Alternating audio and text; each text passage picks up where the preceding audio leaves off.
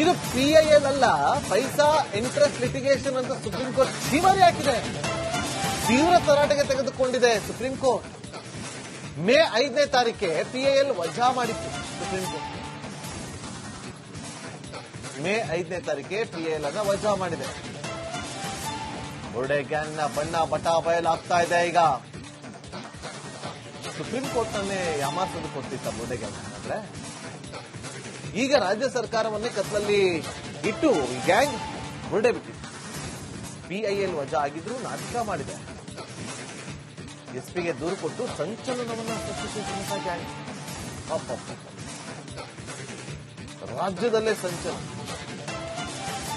ಅಂತಾರಾಷ್ಟ್ರೀಯ ಮಟ್ಟದಲ್ಲಿ ಸುದ್ದಿ ಆಗುವಂತಹ ವಿಚಾರ ಇದು ಅಂತೇಳಿ ಬಬ್ಬೆ ಹೊಡ್ಕೊಂಡ್ರು. ಇವರು ಈ ತರ ಷಡ್ಯಂತ್ರ ಮಾಡಿದಾರಂತ ಇವಾಗ ಒಂದೊಂದಾಗಿ ಹೊರಗಡೆ ಬರ್ತಾ ಇದೆ. ಬುರ್ಡೆ ತಗೊಂಡು ಬರೋದೇನು, ಮುಸುಕು ದಾರಿಯನ್ನ ಫುಲ್ ಪ್ಯಾಕ್ ಮಾಡಿಸಿ ಹತ್ರನ್ನ ಕರ್ಕೊಂಡು ಹೋಗೋದೇನು. ಈಗ ನಮ್ಮ ಜೊತೆಗೆ ಮಾತಾಡೋದಕ್ಕೆ ವಕೀಲರಾಗಿರುವಂತಹ ಅಮೃತೇಶ್ವರ ಇದ್ದಾರೆ. ಅಮೃತೇಶ್ವರ ನಮಸ್ಕಾರ. ನಮಸ್ಕಾರ, ಹೇಳಿ.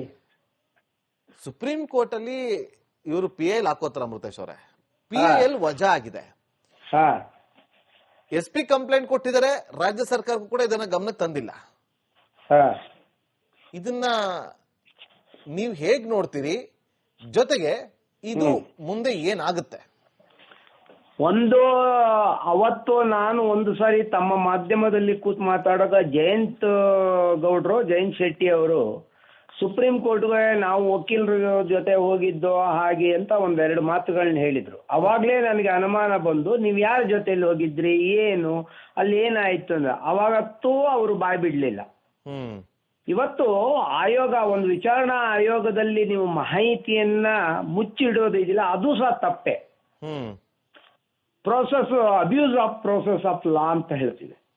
ಇನ್ವೆಸ್ಟಿಗೇಷನ್ ಇಷ್ಟೆಲ್ಲ ನಡೆಯುವಾಗ ನಾವು ಇದರ ವಿಚಾರದಲ್ಲಿ ಹೀಗೆ ಸುಪ್ರೀಂ ಕೋರ್ಟ್ಗೆ ಹೋಗಿದ್ದೋ, ನಮ್ಗೊಬ್ರು ಇಲ್ಲಿ ಕರ್ನಾಟಕದಲ್ಲಿ ವಕೀಲರು ನಮ್ಗೆ ಹಿಂಗ್ ಸಲಹೆ ಕೊಟ್ರು, ನಾವು ಅಲ್ಲಿ ಹೋದಾಗ ಇದನ್ನ ಅವರು ಹೇಳಿದ್ರು ಹೀಗೆಲ್ಲ ಮಾಡಿದ್ರಾಗಲ್ಲ, ಇದು ಬಹಳ ದೊಡ್ಡ ಮಟ್ಟದಲ್ಲಿ ಸಾವಿರಾರು ಶವಗಳು ಅಂತ ಹೇಳಿ ನೀವು ಒಂದು ಅದಕ್ಕೆ ಕೊಡಬೇಕು ಅಂತ ಇವರೆಲ್ಲ ಒಂದು ಪ್ರೀ ಪ್ಲಾನ್ಡ್ ಡೈರೆಕ್ಷನ್ ಕೊಟ್ಟಿದ್ದಾರೆ ಅಲ್ಲಿ ಮೇಲೆ. ಅದರ ಜೊತೆಯಲ್ಲಿ ಇವರು ಅಲ್ಲಿ ಈಗ ತಮ್ಗೆ ಗೊತ್ತಾದ ಹಾಗೆ PIL ಹಾಕಿದ್ದಾರೆ. ಅಲ್ಲಿ ಆ PIL ನಂಬರ್ ಒಂದು ಸಿಕ್ಕಿಬಿಟ್ರೆ ಇವ್ರದೆಲ್ಲ ಬಣ್ಣ ಹೊರಗಡೆ ಬರ್ತದೆ. ಈಗಾಗಲೇ ಆ ಮುಸುಕುದಾರಿದು ಬಂದಿದೆ, ಅದು ಸೂಪರ್ ಮ್ಯಾನ್ ಅವರು. ಈಗ ಅವರೇ ಒಳಗಡೆ ಹೋಗಿದ್ದಾರೆ. ಈಗ ಅವ್ರನ್ನ ಕರ್ಕೊಂಡು ಇವರೆಲ್ಲ ಹೋಗಿದ್ರಲ್ಲ ಒಂದು ಟೀಮು.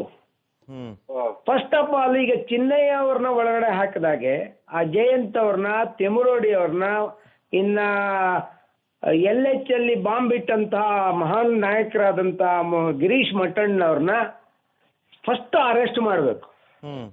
ಫಸ್ಟ್ ಅರೆಸ್ಟ್ ಮಾಡಿ ಅವ್ರನ್ನ ಕಸ್ಟಡಿಗೆ ತಗೋಬೇಕು. ಒಬ್ಬ ವ್ಯಕ್ತಿಯನ್ನ ಕರ್ಕೊಂಡ್ಬಂದು ವಿಚಾರಣೆ ಮಾಡಿ ಅವ್ರನ್ನ ಅಡ್ಡಾದಿಡ್ಡಿ ಬಿಟ್ರಲ್ಲ ಅವಾಗ. ಆದ್ರೆ ಇವತ್ತು ನಮ್ಗೆಲ್ಲರಿಗೂ ಸಹ ನಮ್ಗೆ ಅನುಮಾನ ಬರ್ತಾ ಇರೋದು ನೋಡಿದ್ರೆ ಒಂಥರ ಈ ಮುಕ್ತ ಧಾರಾವಾಹಿ ಎಳ್ಕೊಂಡು ಹೋದಂಗೆ ಪ್ರಣಬ್ ಮೊಹಂತಿ ಅವರು ಸುಮ್ಮನೆ ಎಳ್ಕೊಂಡು ಹೋಗ್ತಾ ಇದ್ದಾರೆ. ನಾಳೆ ಬಂಗ್ಲೆ ಗುಡ್ಡ ಏನು ಗುಡ್ಡ ಇದೆ ಮುಂದೆ ಒಳ್ಳೆ ಗಿಡಗಳನ್ನ ನೆಡ್ಲಿಕ್ಕೆ ಗುಂಡಿಗಳನ್ನ ತೋಡ್ತಾ ಇದ್ದಾರೆ. ಯಾಕೆ ಇದನ್ನ ಹೇಳ್ತಾ ಇದ್ದೀನಿ ಅಂದ್ರೆ, ಯಾವುದೇ ಒಬ್ಬ ನಿಷ್ಠಾವಂತ ಅಧಿಕಾರಿಗೆ ಒಂದು ಚೂರು ನೋಡಿದ ತಕ್ಷಣ ಮುಂದಿಂದು ಗೊತ್ತಾಗೋಗ್ಬಿಡುತ್ತೆ. ಇನ್ನು ಮುಂದೆ ನಾವು ಇನ್ವೆಸ್ಟಿಗೇಷನ್ ಬೇಕಾಗಿಲ್ಲ ಅಂತ ಸರ್ಕಾರಕ್ಕೆ ಬರೀಬಹುದು. ಆದ್ರೆ ಅದು ಹಾಗಿಲ್ಲ. ಇದು ನೀ ಸತ್ತಂಗ್ ಮಾಡೋ, ನಾನು ಹತ್ತಂಗ್ ಮಾಡ್ತೀನಿ ಅಂತ ಹೇಳ್ಕೊಂಡು ಸರ್ಕಾರದ ಒಂದು ಹಿಡನ್ ಅಜೆಂಡಾದ ಡೈರೆಕ್ಷನ್ ಇದೆ ಇವ್ರಿಗೆ. ಇದು ನಡೆಸ್ತಾನೆ ಹೋಗ್ಬೇಕು. ಎಲ್ಲರಿಗೂ ಮೊದಲು SIT ಮೇಲೆ ನಂಬಿಕೆ ಇದೆ, ಮಾಡ್ಲಿ, ಬೇಗ ಮಾಡ್ಲಿ ಅಂದ್ರು. ಅದಕ್ಕೇನು ಟೈಮ್ ಲಿಮಿಟೇ ಇಲ್ವಾ?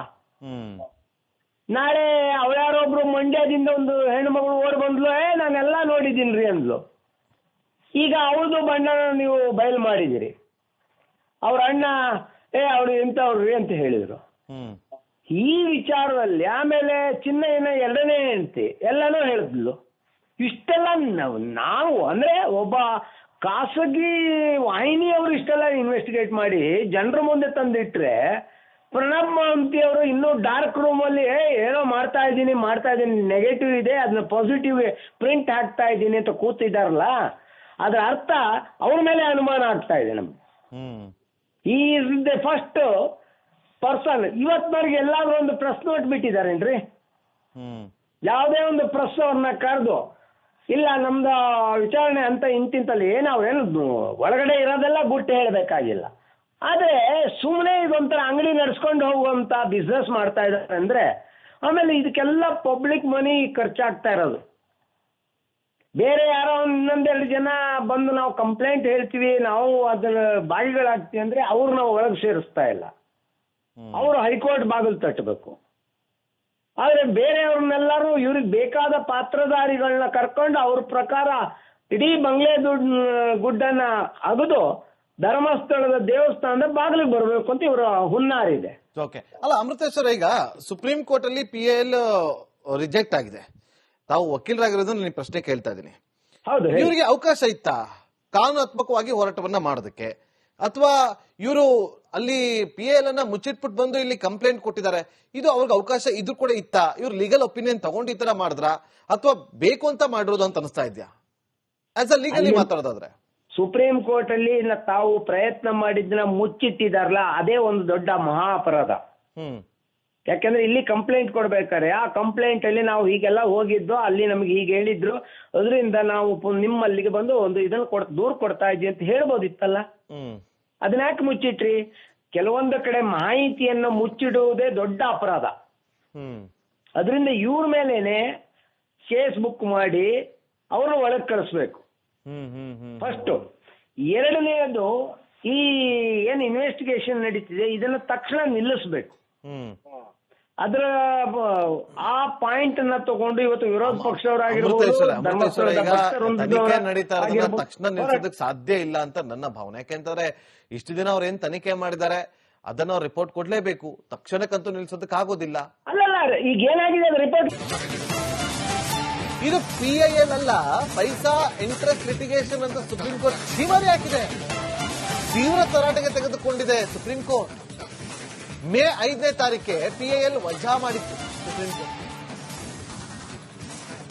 ಮೇ 5ನೇ ತಾರೀಕೆ PIL ಅನ್ನ ವಜಾ ಮಾಡಿದೆ. ಬುರ್ಡೆ ಗ್ಯಾಂಗ್ ನ ಬಣ್ಣ ಬಟಾ ಬಯಲಾಗ್ತಾ ಇದೆ. ಈಗ ಸುಪ್ರೀಂ ಕೋರ್ಟ್ ನನ್ನೇ ಯಾಮಾರ್ಸೋದು ಕೊಡ್ತಿತ್ತ ಬುರ್ಡೆ ಗ್ಯಾಂಗ್ ಅಂದ್ರೆ, ಈಗ ರಾಜ್ಯ ಸರ್ಕಾರವನ್ನೇ ಕತ್ಲಲ್ಲಿ ಇಟ್ಟು ಈ ಗ್ಯಾಂಗ್ ಬುರ್ಡೆ ಬಿಟ್ಟಿದೆ. PIL ವಜಾ ಆಗಿದ್ರು ನಾಟಕ ಮಾಡಿದೆ. ಎಸ್ಪಿಗೆ ದೂರು ಕೊಟ್ಟು ಸಂಚಲನವನ್ನ ಸೃಷ್ಟಿಸಿದಂತ ಗ್ಯಾಂಗ್. ರಾಜ್ಯದಲ್ಲೇ ಸಂಚಲನ, ಅಂತಾರಾಷ್ಟ್ರೀಯ ಮಟ್ಟದಲ್ಲಿ ಸುದ್ದಿ ಆಗುವಂತ ವಿಚಾರ ಇದು ಅಂತೇಳಿ ಬಬ್ಬೆ ಹೊಡ್ಕೊಂಡ್ರು. ಇವರು ಈ ತರ ಷಡ್ಯಂತ್ರ ಮಾಡಿದಾರಂತ ಇವಾಗ ಒಂದೊಂದಾಗಿ ಹೊರಗಡೆ ಬರ್ತಾ ಇದೆ. ಬುರ್ಡೆ ತಗೊಂಡು ಬರೋದೇನು, ಮುಸುಕು ದಾರಿಯನ್ನ ಫುಲ್ ಪ್ಯಾಕ್ ಮಾಡಿಸಿ ಹತ್ರನ್ನ ಕರ್ಕೊಂಡು ಹೋಗೋದೇನು? ಈಗ ನಮ್ಮ ಜೊತೆಗೆ ಮಾತಾಡೋದಕ್ಕೆ ವಕೀಲರಾಗಿರುವಂತಹ ಅಮೃತೇಶ್ವರ ಇದ್ದಾರೆ. ಅಮೃತೇಶ್ವರ, ನಮಸ್ಕಾರ. ನಮಸ್ಕಾರ, ಹೇಳಿ. ಸುಪ್ರೀಂ ಕೋರ್ಟ್ ಅಲ್ಲಿ ಇವರು PIL ಹಾಕೋತಾರ ಅಮೃತೇಶ್ವರ. PIL ವಜಾ ಆಗಿದೆ. SP ಕಂಪ್ಲೇಂಟ್ ಕೊಟ್ಟಿದ್ದಾರೆ. ರಾಜ್ಯ ಸರ್ಕಾರಕ್ಕೂ ಕೂಡ ಇದನ್ನ ಗಮನಕ್ಕೆ ತಂದಿಲ್ಲ. ಇದನ್ನ ನೀವು ಹೇಗ್ ನೋಡ್ತೀರಿ? ಜೊತೆಗೆ ಇದು ಮುಂದೆ ಏನಾಗುತ್ತೆ? ಅವತ್ತು ನಾನು ಒಂದು ಸಾರಿ ತಮ್ಮ ಮಾಧ್ಯಮದಲ್ಲಿ ಕೂತ್ ಮಾತಾಡೋದ ಜಯಂತ್ ಶೆಟ್ಟಿ ಅವರು ಸುಪ್ರೀಂ ಕೋರ್ಟ್ಗೆ ನಾವು ವಕೀಲರ ಜೊತೆ ಹೋಗಿದ್ದೋ ಹಾಗೆ ಅಂತ ಒಂದೆರಡು ಮಾತುಗಳನ್ನ ಹೇಳಿದ್ರು. ಅವಾಗ್ಲೇ ನನಗೆ ಅನುಮಾನ ಬಂದು, ನೀವ್ ಯಾರ ಜೊತೆಲಿ ಹೋಗಿದ್ರಿ, ಏನು ಅಲ್ಲಿ ಏನಾಯ್ತು ಅಂದ್ರೆ ಅವಾಗತ್ತೂ ಅವರು ಬಾಯ್ ಬಿಡ್ಲಿಲ್ಲ. ಇವತ್ತು ಆಯೋಗ, ಒಂದು ವಿಚಾರಣಾ ಆಯೋಗದಲ್ಲಿ ನೀವು ಮಾಹಿತಿಯನ್ನ ಮುಚ್ಚಿಡೋದು ಇದೆಯಲ್ಲ, ಅದು ಸಹ ತಪ್ಪೆ. Abuse of process of law ಅಂತ ಹೇಳ್ತಿದೆ. ಇನ್ವೆಸ್ಟಿಗೇಷನ್ ಇಷ್ಟೆಲ್ಲಾ ನಡೆಯುವಾಗ ನಾವು ಇದರ ವಿಚಾರದಲ್ಲಿ ಹೀಗೆ ಸುಪ್ರೀಂ ಕೋರ್ಟ್ ಹೋಗಿದ್ದೋ, ನಮ್ಗೊಬ್ರು ಇಲ್ಲಿ ಕರ್ನಾಟಕದಲ್ಲಿ ವಕೀಲರು ನಮ್ಗೆ ಹಿಂಗ್ ಸಲಹೆ ಕೊಟ್ರು, ನಾವು ಅಲ್ಲಿ ಹೋದಾಗ ಇದನ್ನ ಅವರು ಹೇಳಿದ್ರು ಹೀಗೆಲ್ಲ ಮಾಡಿದ್ರಾಗಲ್ಲ, ಇದು ಬಹಳ ದೊಡ್ಡ ಮಟ್ಟದಲ್ಲಿ ಸಾವಿರಾರು ಶವಗಳು ಅಂತ ಹೇಳಿ ನೀವು ಒಂದು ಅದಕ್ಕೆ ಇದು ಕೊಡಬೇಕು ಅಂತ ಇವರೆಲ್ಲ ಒಂದು ಪ್ರೀ ಪ್ಲಾನ್ಡ್ ಡೈರೆಕ್ಷನ್ ಕೊಟ್ಟಿದ್ದಾರೆ ಅಲ್ಲಿ ಮೇಲೆ. ಅದರ ಜೊತೆಯಲ್ಲಿ ಇವರು ಅಲ್ಲಿ ಈಗ ತಮ್ಗೆ ಗೊತ್ತಾದ ಹಾಗೆ PIL ಹಾಕಿದ್ದಾರೆ. ಅಲ್ಲಿ ಆ PIL ನಂಬರ್ ಒಂದು ಸಿಕ್ಕಿಬಿಟ್ರೆ ಇವ್ರದೆಲ್ಲ ಬಣ್ಣ ಹೊರಗಡೆ ಬರ್ತದೆ. ಈಗಾಗಲೇ ಆ ಮುಸುಕುದಾರಿದು ಬಂದಿದೆ, ಅದು ಸೂಪರ್ ಮ್ಯಾನ್ ಅವರು ಈಗ ಅವರೇ ಒಳಗಡೆ ಹೋಗಿದ್ದಾರೆ. ಈಗ ಅವ್ರನ್ನ ಕರ್ಕೊಂಡು ಇವರೆಲ್ಲ ಹೋಗಿದ್ರಲ್ಲ ಒಂದು ಟೀಮು. ಫಸ್ಟ್ ಆಫ್ ಆಲ್ ಈಗ ಚಿನ್ನಯ್ಯ ಅವ್ರನ್ನ ಒಳಗಡೆ ಹಾಕಿದಾಗೆ ಆ ಜಯಂತ್ ಅವ್ರನ್ನ, ತೆಮುರೋಡಿ ಅವ್ರನ್ನ, ಇನ್ನ LH ಅಲ್ಲಿ ಬಾಂಬ್ ಇಟ್ಟಂತಹ ಮಹಾನ್ ನಾಯಕರಾದಂತ ಗಿರೀಶ್ ಮಟ್ಟಣ್ಣ ಅವ್ರನ್ನ ಫಸ್ಟ್ ಅರೆಸ್ಟ್ ಮಾಡಬೇಕು. ಫಸ್ಟ್ ಅರೆಸ್ಟ್ ಮಾಡಿ ಅವ್ರನ್ನ ಕಸ್ಟಡಿಗೆ ತಗೋಬೇಕು. ಒಬ್ಬ ವ್ಯಕ್ತಿಯನ್ನ ಕರ್ಕೊಂಡ್ಬಂದು ವಿಚಾರಣೆ ಮಾಡಿ ಅವ್ರನ್ನ ಅಡ್ಡಾದಿಡ್ಡಿ ಬಿಟ್ರಲ್ಲ ಅವಾಗ. ಆದ್ರೆ ಇವತ್ತು ನಮ್ಗೆ ಎಲ್ಲರಿಗೂ ಸಹ ನಮ್ಗೆ ಅನುಮಾನ ಬರ್ತಾ ಇರೋದು ನೋಡಿದ್ರೆ ಒಂಥರ ಈ ಮುಕ್ತ ಧಾರಾವಾಹಿ ಎಳ್ಕೊಂಡು ಹೋದಂಗೆ ಪ್ರಣಬ್ ಮೊಹಂತಿ ಅವರು ಸುಮ್ಮನೆ ಎಳ್ಕೊಂಡು ಹೋಗ್ತಾ ಇದ್ದಾರೆ. ನಾಳೆ ಬಂಗ್ಲೆ ಗುಡ್ಡ ಏನು ಗುಡ್ಡ ಇದೆ ಮುಂದೆ ಒಳ್ಳೆ ಗಿಡಗಳನ್ನ ನೆಡ್ಲಿಕ್ಕೆ ಗುಂಡಿಗಳನ್ನ ತೋಡ್ತಾ ಇದ್ದಾರೆ. ಯಾಕೆ ಇದನ್ನ ಹೇಳ್ತಾ ಇದ್ದೀನಿ ಅಂದ್ರೆ, ಯಾವುದೇ ಒಬ್ಬ ನಿಷ್ಠಾವಂತ ಅಧಿಕಾರಿಗೆ ಒಂದು ಚೂರು ನೋಡಿದ ತಕ್ಷಣ ಮುಂದಿಂದು ಗೊತ್ತಾಗೋಗ್ಬಿಡುತ್ತೆ. ಇನ್ನು ಮುಂದೆ ನಾವು ಇನ್ವೆಸ್ಟಿಗೇಷನ್ ಬೇಕಾಗಿಲ್ಲ ಅಂತ ಸರ್ಕಾರಕ್ಕೆ ಬರೀಬಹುದು. ಆದ್ರೆ ಅದು ಹಾಗಿಲ್ಲ. ಇದು ನೀ ಸತ್ತಂಗ್ ಮಾಡು, ನಾನು ಹತ್ತಂಗ್ ಮಾಡ್ತೀನಿ ಅಂತ ಹೇಳ್ಕೊಂಡು ಸರ್ಕಾರದ ಒಂದು ಹಿಡನ್ ಅಜೆಂಡಾದ ಡೈರೆಕ್ಷನ್ ಇದೆ ಇವ್ರಿಗೆ. ಇದು ನಡೆಸ್ತಾನೆ ಹೋಗ್ಬೇಕು. ಎಲ್ಲರಿಗೂ ಮೊದಲು SIT ಮೇಲೆ ನಂಬಿಕೆ ಇದೆ, ಮಾಡ್ಲಿ, ಬೇಗ ಮಾಡ್ಲಿ ಅಂದ್ರು. ಅದಕ್ಕೇನು ಟೈಮ್ ಲಿಮಿಟೇ ಇಲ್ವಾ? ನಾಳೆ ಅವಳ್ಯಾರೊಬ್ರು ಮಂಡ್ಯದಿಂದ ಒಂದು ಹೆಣ್ಣು ಮಗಳು ಓಡ್ ಬಂದ್ಲು, ನಾನೆಲ್ಲ ನೋಡಿದ್ದೀನ್ರಿ ಅಂದ್ಲು.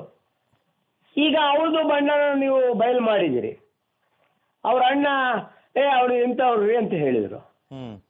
ಈ ವಿಚಾರದಲ್ಲಿ ಆಮೇಲೆ ಚಿನ್ನಯ್ಯನ ಎರಡನೇ ಹೆಂಡತಿ ಎಲ್ಲಾನು ಹೇಳಿದ್ಲು.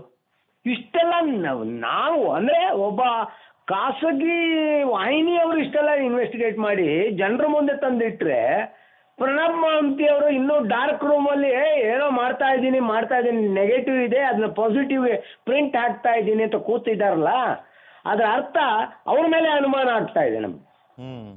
ಈ ಇಸ್ ದ ಫಸ್ಟ್ ಪರ್ಸನ್. ಇವತ್ತಿನವ್ರಿಗೆ ಎಲ್ಲಾದ್ರೂ ಒಂದು ಪ್ರೆಸ್ ನೋಟ್ ಬಿಟ್ಟಿದಾರೇನ್ರಿ?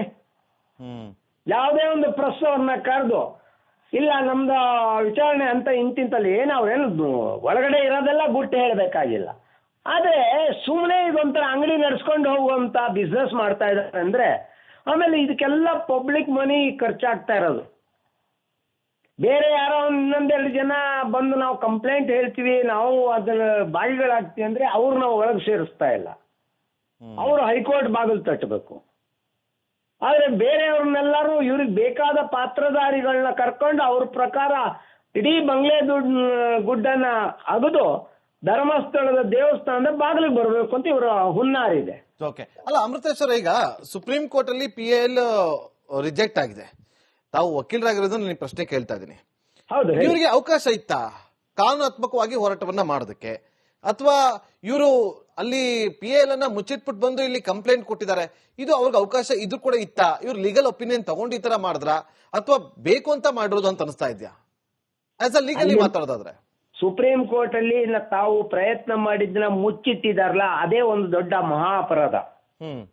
ಯಾಕಂದ್ರೆ ಇಲ್ಲಿ ಕಂಪ್ಲೇಂಟ್ ಕೊಡ್ಬೇಕಾರೆ ಆ ಕಂಪ್ಲೇಂಟ್ ಅಲ್ಲಿ ನಾವು ಹೀಗೆಲ್ಲ ಹೋಗಿದ್ದು, ಅಲ್ಲಿ ನಮ್ಗೆ ಹೀಗೆ ಹೇಳಿದ್ರು, ಅದರಿಂದ ನಾವು ನಿಮ್ಮಲ್ಲಿಗೆ ಬಂದು ಒಂದು ಇದನ್ನ ದೂರ್ ಕೊಡ್ತಾ ಇದ್ವಿ ಅಂತ ಹೇಳ್ಬೋದಿತ್ತಲ್ಲ. ಅದನ್ನ ಯಾಕೆ ಮುಚ್ಚಿಟ್ರಿ? ಕೆಲವೊಂದು ಕಡೆ ಮಾಹಿತಿಯನ್ನು ಮುಚ್ಚಿಡುವುದೇ ದೊಡ್ಡ ಅಪರಾಧ. ಅದರಿಂದ ಇವ್ರ ಮೇಲೇನೆ ಕೇಸ್ ಬುಕ್ ಮಾಡಿ ಅವ್ರನ್ನ ಒಳಗೆ ಕಳಿಸ್ಬೇಕು ಫಸ್ಟ್. ಎರಡನೆಯದು, ಈ ಏನ್ ಇನ್ವೆಸ್ಟಿಗೇಷನ್ ನಡೀತಿದೆ ಇದನ್ನ ತಕ್ಷಣ ನಿಲ್ಲಿಸ್ಬೇಕು. ಅದರ ಆ ಪಾಯಿಂಟ್ ಅನ್ನ ತಗೊಂಡು ಇವತ್ತು ವಿರೋಧ ಪಕ್ಷವರಾಗಿರ್ಬೋದು, ತಕ್ಷಣ ನಿಲ್ಸೋದಕ್ಕೆ ಸಾಧ್ಯ ಇಲ್ಲ ಅಂತ ನನ್ನ ಭಾವನೆ. ಯಾಕೆಂತಂದ್ರೆ ಇಷ್ಟು ದಿನ ಅವ್ರು ಏನ್ ತನಿಖೆ ಮಾಡಿದ್ದಾರೆ ಅದನ್ನ ಅವ್ರು ರಿಪೋರ್ಟ್ ಕೊಡ್ಲೇಬೇಕು. ತಕ್ಷಣಕ್ಕಂತೂ ನಿಲ್ಸೋದಕ್ಕೆ ಆಗೋದಿಲ್ಲ. ಅಲ್ಲಲ್ಲ, ಈಗ ಏನಾಗಿದೆ ರಿಪೋರ್ಟ್